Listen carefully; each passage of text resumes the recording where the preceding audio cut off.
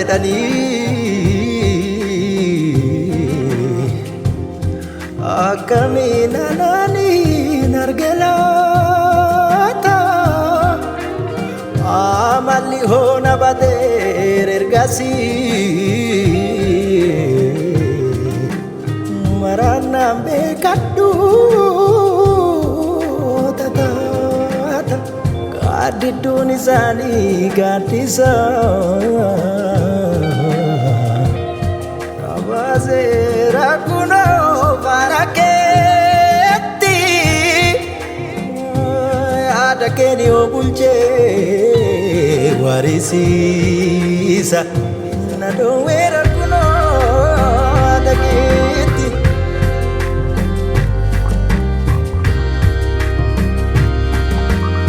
waabechena mudaraatiin argoo waabechena mudaraatiin argoo waare keessa sagalee seeniyoo waare keessa sagalee seeniyoo harka bitaatti jawaara baatti aroolu kuuraa burqaa waraabdi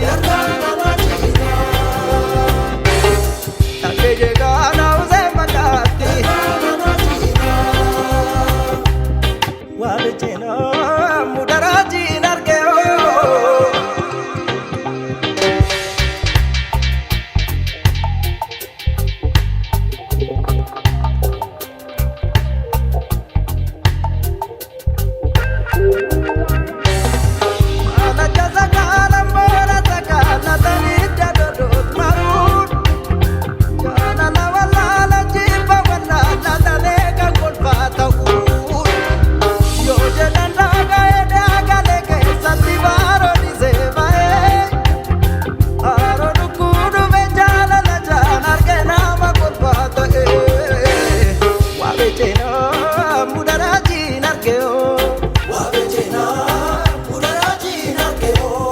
waare keessa sagalee